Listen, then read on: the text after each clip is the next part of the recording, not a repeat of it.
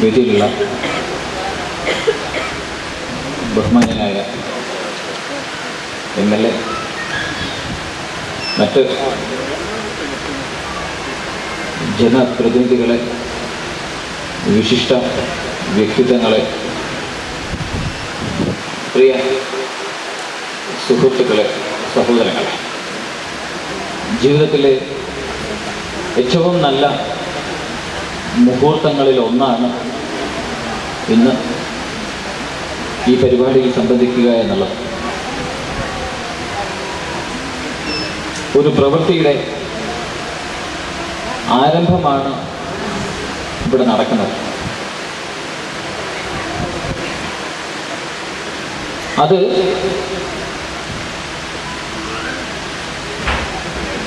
മജീദ് ക ഇങ്ങനെയൊരു സ്ഥലം ഈ കരുണക്കും തണലുമായി തരുന്നു എന്നുള്ളത് കൊണ്ടല്ല. ഞാൻ മനസ്സിലാക്കുന്നത് അദ്ദേഹത്തിൻ്റെ ബാധ്യത അദ്ദേഹം നിറവേറ്റിയതാണ് എന്നുള്ളതാണ് എൻ്റെ മനസ്സിലെ അറിവ്. സോഷ്യൽ മീഡിയ ആഘോഷിക്കുന്നത് ഒരു നിലക്കും അദ്ദേഹത്തിൻ്റെ താല്പര്യത്തിനനുസരിച്ചായിരിക്കില്ല എന്നുള്ളതും 100%. മറിച്ച് ഏറ്റവും സന്തോഷം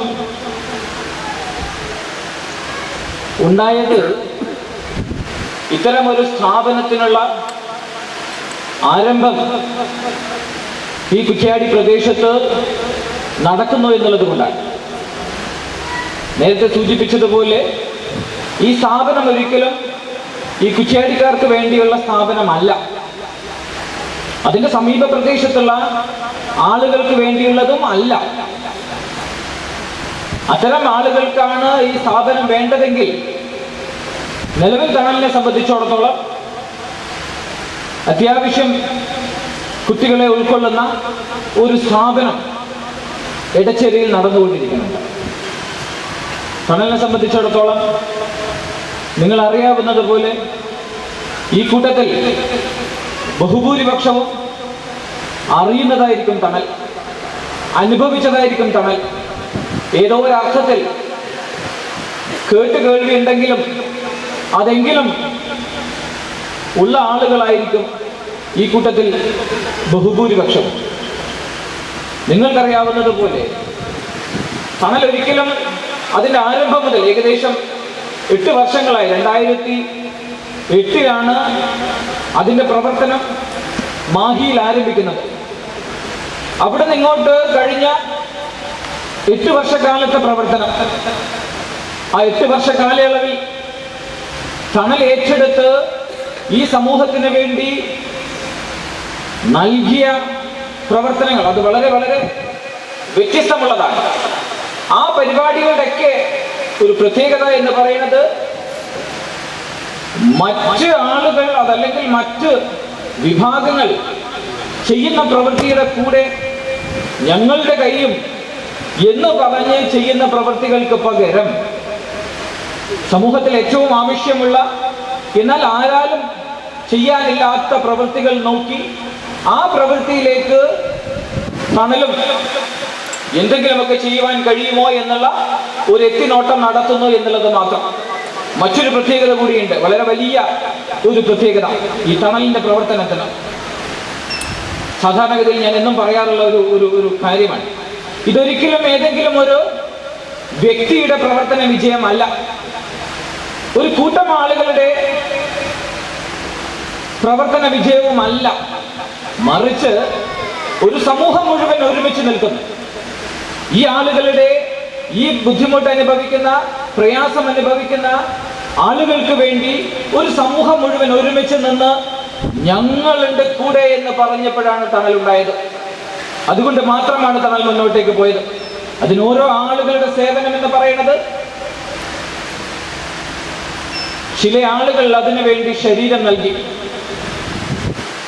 ചില ആളുകൾ അതിനു വേണ്ടി സമ്പത്ത് നൽകി, ഇനിയും ചില ആളുകൾ അവരുടെ സ്വപ്നങ്ങൾ നൽകി. അങ്ങനെ ഈ 3 വിഭാഗങ്ങളും അവരുടെ പങ്ക് കൃത്യമായി വഹിച്ചപ്പോഴാണ് ഇന്നീ കാണുന്ന തരത്തിലേക്ക് തണൽ എത്തിയത്.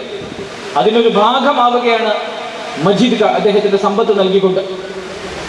8 വർഷങ്ങൾക്ക് മുമ്പ് ഇതിന്റെ ആദ്യ പ്രവൃത്തി എന്ന് പറയുന്നത് ഇതിന്റെ അഗതി മന്ദിരമാണ്. മാഹിയിൽ ആരംഭിച്ച തണൽ ആരംഭിച്ച അഗതി മന്ദിരം നിങ്ങളിൽ പലർക്കും അറിയാവുന്നത് പോലെ ആരോരുമില്ലാത്ത, കൂട്ടുകിടക്കുവാൻ ഒരാളുമില്ലാത്ത,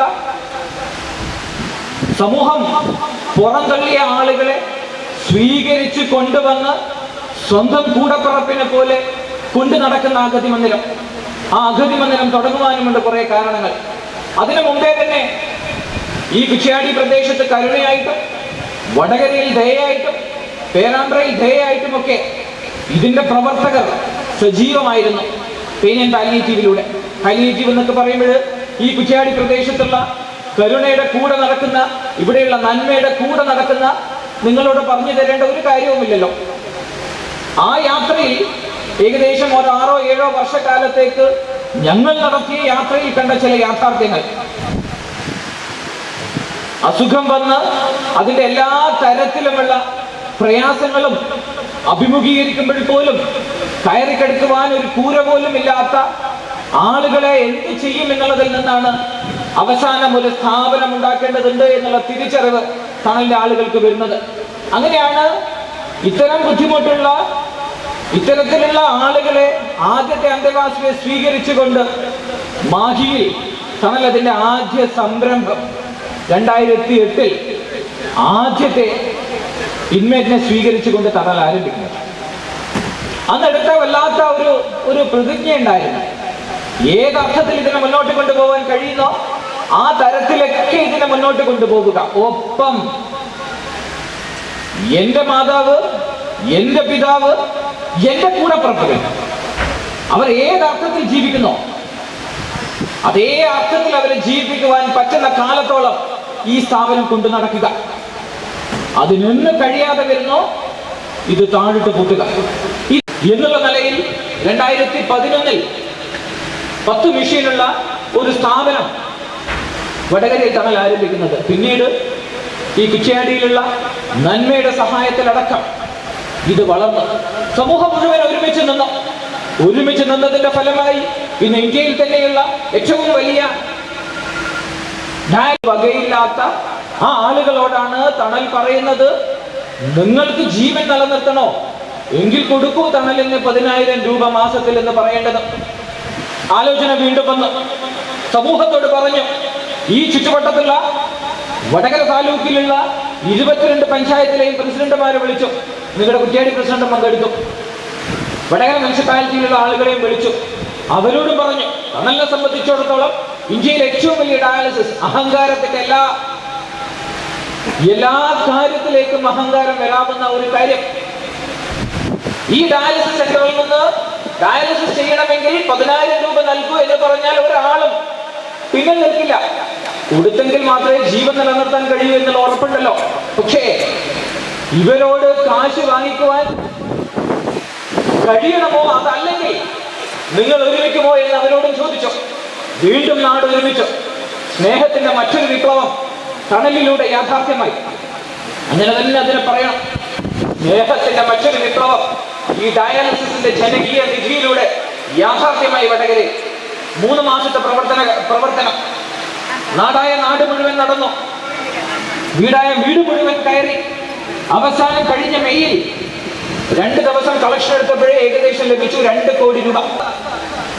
ഗൾഫ് നാടുകളിൽ നിന്ന് കൃത്യമായി വന്നു. അത് ബഹ്റൈൻ തണലാവട്ടെ, ഖത്തർ തണലാവട്ടെ, UAE തണലാവട്ടെ, കൃത്യമായി അവർ കുടിക്കുന്ന പെപ്സിയുടെ ഒരു ചില്ലി മാറ്റിവെച്ചുകൊണ്ട് ഈ സഹജീവിയുടെ ഡയാലിസിസിന് വേണ്ടി അവരൊരുമിച്ചു.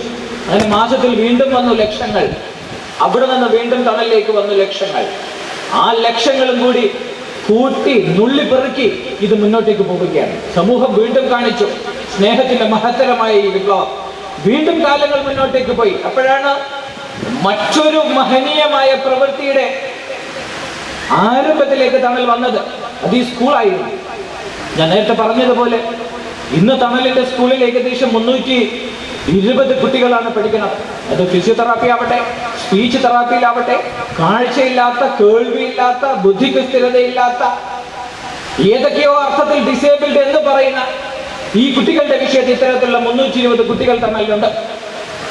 ഈ കുട്ടികളെ സംബന്ധിച്ചിടത്തോളം നേരത്തെ സ്വാഗത പ്രാസംഗിക സൂചിപ്പിച്ചല്ലോ, 8 ലക്ഷം കുട്ടികളുണ്ട് നമ്മുടെ കൊച്ചു കേരളത്തിൽ. സ്വാഭാവികമായി ഈ ബെൽറ്റിൽ മാത്രമുണ്ട് 500-ലധികം ഇത്തരം പ്രയാസം അനുഭവിക്കുന്ന കുട്ടികൾ. ഇവരുടെ കുടുംബം അനുഭവിക്കുന്ന പ്രയാസത്തെക്കുറിച്ച് ഈ ആളുകളെ അറിയുന്ന നിങ്ങളോട് ഒരു നിലക്കും പറഞ്ഞു തരേണ്ട കാര്യമില്ല. എങ്കിലും ഈ മഹത്തരമായ ഈ സദസ്സിന്റെ മുന്നിൽ ഇങ്ങനെ ഒരു വലിയ പ്രോജക്റ്റിന്റെ ആരംഭം കുറിക്കുന്ന ഈ വേളയിൽ ഒരു ചെറിയ അനുഭവം മാത്രം പറഞ്ഞ് ഈ പദ്ധതി വിശദീകരണം ഞാൻ അവസാനിപ്പിക്കാം. എന്തുകൊണ്ടെന്നാൽ ഞാൻ നേരത്തെ പറഞ്ഞതുപോലെ തണലിന്റെ അഗതി മന്ദിരത്തിൽ കേരളത്തിന് അങ്ങോളം ഇങ്ങോളമുള്ള എല്ലാ ജില്ലയിൽ നിന്നുള്ള ആളുകളുണ്ട്, കേരളത്തിന് പുറത്തു നിന്നുള്ള ആളുകളുമുണ്ട്.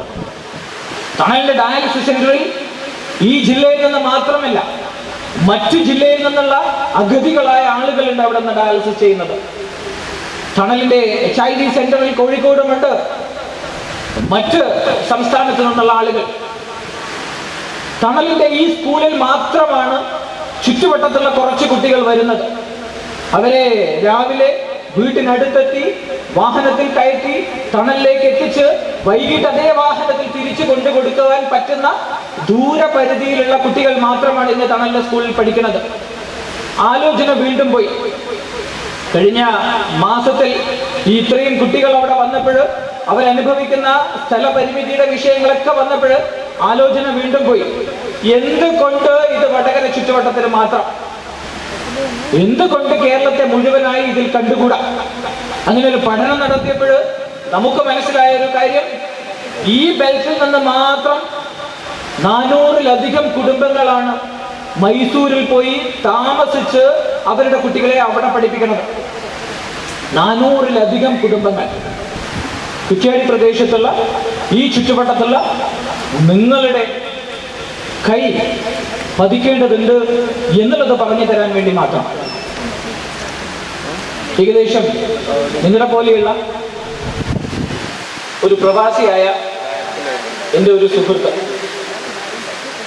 7 വർഷങ്ങൾക്ക് മുമ്പ് ഖത്തറിൽ നിന്ന് നാട്ടിലേക്ക് വന്നതിന് ശേഷം അദ്ദേഹം ഒരു ദിവസം എന്നോട് വിളിച്ചു പറഞ്ഞു, ഡോക്ടർ എനിക്ക് അർജന്റായിട്ട് ഡോക്ടറെ കാണണമെന്ന് പറഞ്ഞു.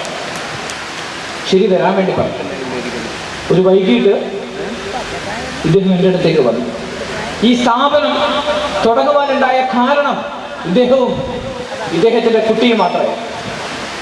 വന്നിട്ട് അദ്ദേഹം പറഞ്ഞു, എൻ്റെ അടുത്തിരുന്ന് അദ്ദേഹം പറയാൻ ആരംഭിച്ചു. അദ്ദേഹത്തിന് 7 വയസ്സുള്ള ഇളയ മകളുണ്ട്, ഓട്ടിസം ബാധിച്ച ആ കുഞ്ഞ്. ജന്മനാ ഓട്ടിസം ബാധിച്ച് അതിൻ്റെ എല്ലാ തരത്തിലുമുള്ള വൈകല്യങ്ങളും പേറി നടക്കുന്ന ആ കുഞ്ഞു മകൾ. വന്നതിന്റെ പിറ്റേ ദിവസം ഇദ്ദേഹം പുറത്തു നിന്ന് പത്രം വായിച്ചുകൊണ്ടിരിക്കാനത്രേ. പെട്ടെന്നാണ് അകത്ത് നിന്ന് ഒരു ശബ്ദം കേട്ട് അദ്ദേഹം നോക്കിയപ്പോൾ ഈ മകൾ നേരെ മുറിയുടെ അകത്തേക്ക് പോകുന്നത് ഇദ്ദേഹം കണ്ടു. പേരെടുത്ത് ആ മകളെ ഇദ്ദേഹം വിളിച്ചു. ഇദ്ദേഹം ഇങ്ങനെ കഥ പറയാം, ഞാനിത് കേൾക്കാം. പേരെടുത്ത് ആ മകളെ ഇദ്ദേഹം വിളിച്ചു. ഈ കുട്ടി കേട്ടില്ല. അവസാനം മുറിയുടെ അകത്ത് ആ ടോയ്ലറ്റിന്റെ ഡോറും ഈ കുഞ്ഞ് തുറന്നു. അകത്തേക്ക് വീണ്ടും കയറി. പത്രം അവിടെ ഇട്ട് ഈ മനുഷ്യൻ, ഇദ്ദേഹത്തിന്റെ മുഖത്ത് ഇങ്ങനെ പറയാം, ഞാൻ പത്രം താഴെ ഇട്ട് ചാടി എഴുന്നേറ്റ് മുറിയിലേക്ക് ഓടി. അപ്പോഴേക്കും ആ കുട്ടിയെ കിട്ടിയില്ല. അവിടെ എത്തുന്നതിന് മുമ്പ് ക്ലോസറ്റിന്റെ ഫ്ലാപ്പ് ആ കുട്ടി പൊക്കിയത്രേ. ഓടിച്ചെന്ന് ഞാനെന്ന് പറഞ്ഞു. ആ എത്തുമ്പോഴേക്കും ഈ കുഞ്ഞ്, 7 വയസ്സുള്ള പൊന്നോമന കുഞ്ഞ്, കൈ അതിനുള്ളിലിട്ട് അതിൽ നിന്ന് കിട്ടിയത് മുഴുവൻ എടുത്ത് വാരി വായിലേക്ക് കൊണ്ടുപോയി എന്ന് പറഞ്ഞ് എന്റെ മുന്നിൽ നിന്ന് പൊട്ടിക്കരഞ്ഞു ഇദ്ദേഹം. വീണ്ടും അയാൾ നിർത്തിയില്ല. അദ്ദേഹം വീണ്ടും പറഞ്ഞു, എന്റെ അലർച്ച കേട്ട് കുട്ടിയെ പൊക്കിയെടുത്ത് പുറത്തൊക്കെ കൊണ്ടുപോയി വാഷ് ബേസിനടുത്തേക്ക് പോയി. ആ അലർച്ച കേട്ട് ഭാര്യ ഓടി വന്നു പോലും അടുക്കളയിൽ നിന്ന് എന്തേ ശബ്ദിച്ചത് എന്ന് ചോദിച്ചു പോലും. വികാരത്തോടു കൂടി ഈ പ്രവൃത്തി മുഴുവൻ പറഞ്ഞപ്പോൾ ഇദ്ദേഹം പറഞ്ഞു, എന്നെ ഏറ്റവും സങ്കടപ്പെടുത്തിയത് അതിനുശേഷമുള്ള വാക്കുകളായിരുന്നു എന്ന് പറഞ്ഞു. എന്തേന്നല്ലേ, ഇത് പറഞ്ഞപ്പോഴേക്ക് ഇത് കേട്ട മാത്രയിൽ ഈ ഭാര്യ ഇയാളോട് തിരികെ പറഞ്ഞു പോലും, നിങ്ങൾ ഇന്നല്ലേ ഇത് കാണുന്നത്, ഞാൻ കഴിഞ്ഞ 7 വർഷമായിട്ട് അനുഭവിക്കുന്ന സംഗതിയാണ് എന്ന് പറയുന്നത്. ഈ അമ്മമാർ അനുഭവിക്കുന്ന പ്രശ്നങ്ങൾ ഇതും പറഞ്ഞ് അദ്ദേഹം പൊട്ടിക്കരഞ്ഞു. അതിനുശേഷം അദ്ദേഹം പറഞ്ഞു, 8 ലക്ഷത്തിലധികം കുട്ടികളുണ്ട് ഈ കൊച്ചു കേരളത്തിൽ, എന്തെങ്കിലും ഒന്ന് ചെയ്തുകൂടെ ഈ മക്കൾക്ക് വേണ്ടി എന്ന് ചോദിച്ചു. അപ്പോഴാണ് തണൽ അന്വേഷിക്കുന്നത്, കേരളത്തിൽ എവിടേക്കാണ് ഇത്തരം സ്ഥാപനങ്ങൾക്ക് അന്വേഷിക്കുന്നത്. സമീപകാലത്ത് കോഴിക്കോട് നിന്നുള്ള ജയരാജ് കമ്മീഷൻ ഒരു കൃത്യമായ ഒരു സർവേ, ഒരു സ്റ്റഡി നടത്തിയിട്ട് ആ സ്റ്റഡിയുടെ അവസാനം പറഞ്ഞു, കേരളത്തിൽ ഒരൊറ്റ സ്ഥാപനം പോലുമില്ല, ഒരൊറ്റ സ്ഥാപനം പോലുമില്ല ഈ മക്കൾക്ക് യഥാർത്ഥത്തിൽ വേണ്ട സംഗതി നൽകുവാൻ പറ്റുന്ന ഒരൊറ്റ സ്ഥാപനം പോലും ഇല്ല എന്ന് ഈ ജയരാജ് കമ്മീഷൻ സമീപകാലത്തുള്ള സ്റ്റഡി നടത്തിക്കൊണ്ട് പറഞ്ഞു. കാര്യം വീണ്ടും തീർന്നില്ല. ഈ കുടുംബങ്ങൾ അനുഭവിക്കുന്ന, ഈ അമ്മമാർ അനുഭവിക്കുന്ന പ്രയാസങ്ങൾ. നേരത്തെ പ്രാർത്ഥനയ്ക്ക് മുമ്പ് ആരോ സൂചിപ്പിച്ചില്ലേ, ഈ മക്കൾക്ക് നിങ്ങളുടെ സഹതാപം വേണ്ട, ഈ അമ്മമാർക്കും നിങ്ങളുടെ സഹതാപം വേണ്ട, അവർക്ക് വേണ്ടത് നിങ്ങളുടെ ഇടപെടലുകളാണ്. ആ ഇടപെടലുകൾ പല തരത്തിലും പല വിധത്തിലും പല കോലത്തിലും ഉണ്ടാകുന്ന ഇടപെടലുകൾ. ആ മനുഷ്യന്റെ സങ്കടങ്ങൾ അവസാനിച്ചില്ല. അതും കഴിഞ്ഞ് ചെറിയ മട്ടത്തിലാണ് തണൽ ആരംഭിച്ചത്. വീണ്ടും 3-4 വർഷങ്ങൾക്ക് ശേഷം ഞാൻ ഇദ്ദേഹത്തെ വീണ്ടും കണ്ടു. ഒരു മനുഷ്യന് പരീക്ഷണം എന്നൊക്കെ പറയുന്ന, ഞാനും നിങ്ങളും പറയുന്ന ആ കാര്യമുണ്ടല്ലോ, അതിനുശേഷം ഇദ്ദേഹത്തെ വീണ്ടും ഞാൻ കണ്ടു. എന്നെ കാണണമെന്ന് ഇദ്ദേഹം വാശി പിടിച്ചു, വരാൻ വേണ്ടി പറഞ്ഞു. അയാൾ വന്ന് എന്റെ അടുത്തിരുന്ന്, അന്ന് വരുന്ന സമയത്ത് മറ്റൊരു കാഴ്ച കൂടി ഉണ്ടായി. അന്ന് 11 വയസ്സായി ഈ മകൾക്ക്. ഈ മകൾ അങ്ങനെ വരുന്നുണ്ടായിരുന്നു. കൂടെ ഇദ്ദേഹത്തിന്റെ മൂത്ത മകനും ഇദ്ദേഹത്തിന്റെ ഭാര്യയും. അവരകത്തേക്ക് വരുന്ന സമയത്ത് എന്റെ ഒപ്പിയുടെ ഇടയിൽ കൂടിയാണ് അവർ അകത്തേക്ക് വരുന്നത്. ഈ കുഞ്ഞ് ഞാൻ നോക്കുന്ന സമയത്ത് ഈ 11 വയസ്സുള്ള നല്ലൊരു മോള് സ്വന്തം കൈ ആദ്യം നെഞ്ചിലേക്ക് അടിക്കും, അത് കഴിഞ്ഞ് അടുത്ത കൈ തലയിലേക്ക് അടിക്കും. ഇതൊരു കണ്ടിന്യൂസ് പ്രോസസ്സാണ്. ഒരു സെക്കൻഡിൽ 3-4 പ്രാവശ്യം എന്നുള്ള പോലെ ഇതിങ്ങനെ അടിച്ചുകൊണ്ടിരിക്കുക ഈ കുഞ്ഞ്. ചുറ്റുവട്ടത്തുള്ള സമൂഹം മുഴുവൻ ഇതെന്തോ ഒരു ഭീകര ജീവിയെ കാണുന്നത് പോലെ ഈ കുഞ്ഞിനെ കാണുകയും ചെയ്യുന്നു. ഇയാൾ അന്ന് എൻ്റെ അടുത്ത് വന്നിരുന്നു. ഇന്ന് അയാൾക്ക് മറ്റൊരു കാര്യമാണ് അയാൾക്ക് പറയുവാനുണ്ടായിരുന്നത്. അയാളുടെ മൂത്ത മകൻ, 17 വയസ്സുള്ള, നാളെ എല്ലാം ആവേണ്ട അദ്ദേഹത്തിന്റെ മൂത്ത മകൻ. ആ മകൻ തലേന്ന് ഇക്കര ഹോസ്പിറ്റലിൽ പോയി നെഫ്രോളജിസ്റ്റ് ഡോക്ടർ ബെന്നിലിനെ കണ്ടപ്പോൾ ബെന്നിൽ പറഞ്ഞു പോലും, ഒരുങ്ങാൻ സമയമായി. എന്തിനെന്നല്ലേ, 17 വയസ്സുള്ള ഈ മകന്റെ 2 കിഡ്നിയും ഫെയിലിയറായി കഴിഞ്ഞിട്ടുണ്ട്, ഡയാലിസിസ് ആരംഭിക്കാനുള്ള ഫിസ്റ്റുല ഇട്ടുവെച്ചോ എന്ന് പറഞ്ഞു പോലും ഇദ്ദേഹത്തോട്. പിറ്റേ ദിവസം ആ മകനെയും കൂട്ടി എൻ്റെ അടുത്ത് വന്നത്, ഞാൻ റെക്കമെൻഡ് ചെയ്യണം കോഴിക്കോട്ടെ ആ ഡോക്ടറോട് ഡയാലിസിസ് ഇപ്പൊ ചെയ്യരുത് എന്ന് പറഞ്ഞിട്ട്. ഞാൻ റെക്കമെൻഡ് ചെയ്താൽ നടക്കാത്ത ഒരു സംഗതിയാണ് ഡയാലിസിസ് എന്ന് ഇദ്ദേഹത്തിന് അറിയാമായിരുന്നിട്ട് ഞാൻ വിളിച്ചു ഡോക്ടറെ. എന്നിട്ട് ഞാൻ ഡോക്ടറോട് പറഞ്ഞു, ഇദ്ദേഹം വന്നിട്ടുണ്ട്, ഇതാണ് ആവശ്യമെന്ന് പറഞ്ഞപ്പോഴും ആ ഡോക്ടർ എന്നോട് തിരിച്ചു പറഞ്ഞു, എന്തൊരു സങ്കടമാണ്, എന്താണ് ചെയ്യുക, ഡയാലിസിസ് ചെയ്യാണ്ട് നിവൃത്തിയില്ല എന്ന് പറഞ്ഞു. അന്ന് അദ്ദേഹത്തെ എന്തൊക്കെയോ പറഞ്ഞ് പിരിച്ചുവിട്ട ഞാൻ വീണ്ടും ഇദ്ദേഹത്തെ കണ്ടത് 2 മാസങ്ങൾക്ക് ശേഷമാണ്. വീണ്ടും അദ്ദേഹം പറഞ്ഞു, എനിക്കൊന്ന് കാണണമെന്ന് പറഞ്ഞ് എൻ്റെ അടുത്ത് വന്ന് അടുത്തിരുന്ന് എൻ്റെ കൈ പിടിച്ച് കുറെ നേരം കണ്ണുകളിൽ നിന്ന് കണ്ണുനീർ വല്ലാതെ വാർത്തുകൊണ്ട് ഈ മനുഷ്യൻ കരഞ്ഞുകൊണ്ട് അവസാനം എന്നോട് പറഞ്ഞു, ഞാൻ എന്റെ സംഗതി ചോദിച്ചപ്പോഴേ, ഇന്ന് ഹോസ്പിറ്റലിൽ പോയപ്പോൾ ആകെയുള്ള മക്കളിൽ മൂത്ത മകൻ, ഇളയ മകളാണ് ഞാൻ ഈ പറഞ്ഞ ആ ഓട്ടിസത്തിന്റെ സകലമായ സങ്കടങ്ങളും പേര് നടക്കുന്ന ഇളയ മകൾ, ഈ മൂത്ത മകനെയും കൊണ്ട് ഇന്ന് ഹോസ്പിറ്റലിൽ പോയപ്പോൾ ഡോക്ടർ പറഞ്ഞു, അർജന്റായിട്ട് ഇന്ന് തന്നെ ഡയാലിസിസ് ചെയ്യണം. ഞാൻ ആ ഡയാലിസിസും കഴിഞ്ഞ് തിരികെ എത്തിയതിന് ശേഷം ഹോസ്പിറ്റലിൽ വന്ന് എന്നെ കാണണമെന്ന് പറഞ്ഞിട്ടാണ് എന്റെ അടുത്തേക്ക് വന്നത്. ഞാൻ അയാളുടെ കൈ പിടിച്ചു, അമർത്തി പിടിച്ചു. നിങ്ങൾക്ക് കൂടിയുള്ളതാണ് ഈ സങ്കടങ്ങൾ പേർന്ന 8 ലക്ഷത്തോളം കുട്ടികളുടെ പാരന്റ്സിന്റെ അതേ സങ്കടം നിങ്ങളുടെ മുന്നിലേക്കും കൂടി വെച്ചു തരുന്നു. ഏറ്റെടുക്കേണ്ടതുണ്ട് ഈ പ്രവൃത്തിയെ കുറിച്ച് പറഞ്ഞു തരാൻ വേണ്ടി എന്ന് മാത്രം. എന്നെ കൈ പിടിച്ച് ഞാൻ ചോദിച്ചു, തളർന്നു പോകുന്നുണ്ടോ ഇക്ക എന്ന് ചോദിച്ചു. കുട്ടി കരഞ്ഞുകൊണ്ട് അയാൾ പറഞ്ഞു, ഇതുവരേക്കുമില്ലായിരുന്നു, പക്ഷേ ഇന്ന് പൊട്ടിപ്പോയി ഡോക്ടറെ എന്ന് പറഞ്ഞ് അയാൾ ആകെ തകർന്ന എൻ്റെ മുന്നിലേക്കുന്നത്. ഇന്നലെയും വിളിച്ചു ഞാൻ അദ്ദേഹത്തെ എന്തൊക്കെയാണ് എന്ന് ചോദിക്കാൻ വേണ്ടി. അദ്ദേഹത്തിന്റെ മകൻ തണലിൽ നിന്ന് ഡയാലിസിസ് ചെയ്യുന്നു, ഇന്നവൻ ഡയാലിസിന്റെ കോഴ്സ് ചെയ്യുന്നു. നാളെ സ്വന്തം ഡയാലിസിസും ഒപ്പം മറ്റവന്റെ ഡയാലിസിസും കൂടി ചെയ്തു കൊടുക്കാൻ പറ്റുന്ന തരത്തിലുള്ള ഒരു അർത്ഥത്തിലേക്ക് അവൻ വളർന്നു വരികയും ചെയ്യുന്നുണ്ട്. അത് വേറൊരു കാര്യം. ഇന്നലെയും വിളിച്ചു ഞാൻ അദ്ദേഹത്തെ, എന്തൊക്കെയാണ് അവസ്ഥ എന്ന് ചോദിച്ചു. അയാൾ മറ്റൊരു സങ്കടം കൂടി ഇന്നലെ എന്നോട് പറഞ്ഞു.